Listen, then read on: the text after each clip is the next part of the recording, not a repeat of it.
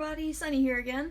I wanted to finish up this week's short video series on Panhypopituitarism by kind of expanding on the conversation that's kind of been at large throughout this whole week, which is day-to-day energy levels being inconsistent.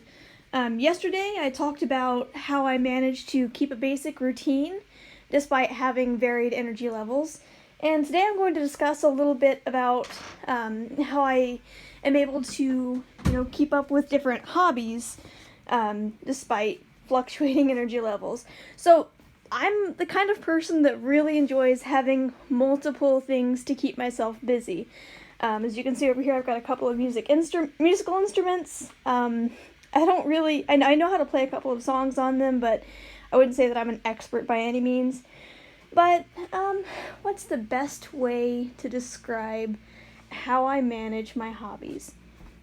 Let's say each hobby has an energy score on a scale from 1 to 10. 10 being something that takes quite a bit of energy, and 1 being no energy at all. I'd say playing the musical instrument, because it does involve, fine muscle movement and concentration, would probably be about an 8 on a scale from 1 to 10.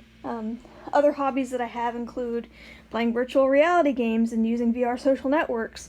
Depending on what I'm doing in VR, it can range from anywhere between a 4 to a 6 as well.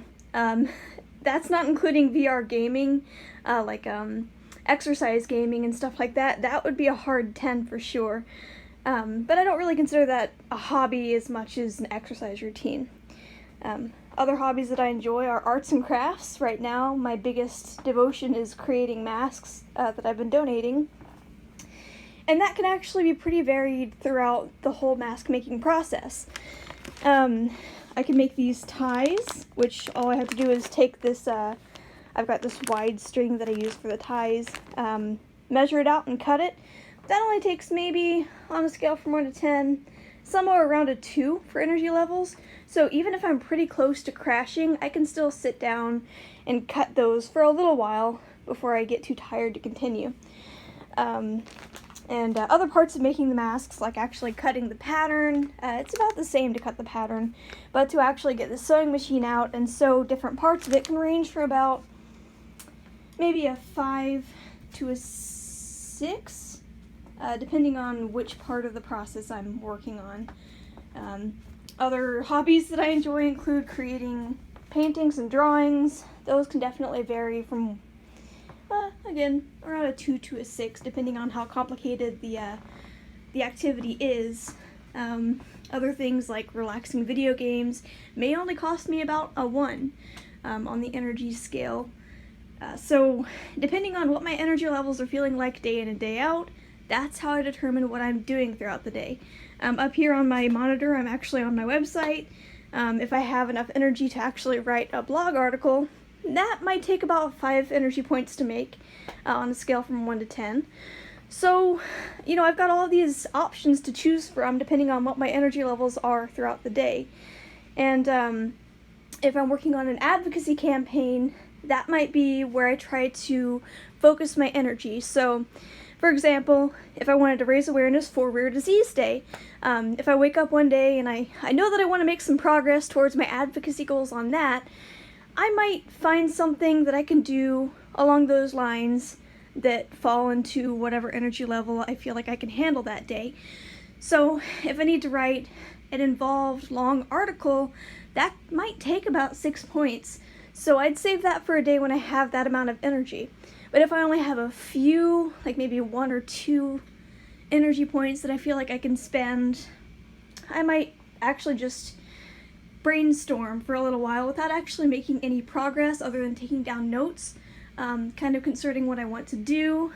Being the creative type, I might brainstorm logos that I can create, or, little graphic things that I can use to get people engaged. So there's just a variety of different things that I could do. If I wanted to reach out and call a senator for Rare Action Network to get some rare disease legislation addressed, that might take about 4 energy points. So hopefully adding numbers to things kind of gives you a good idea of how I decide what to do each day based on the energy that I have that day. So hopefully that was informative.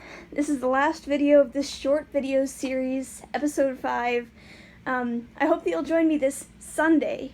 I'll be having a Q&A session. Keep an eye out for the announced time.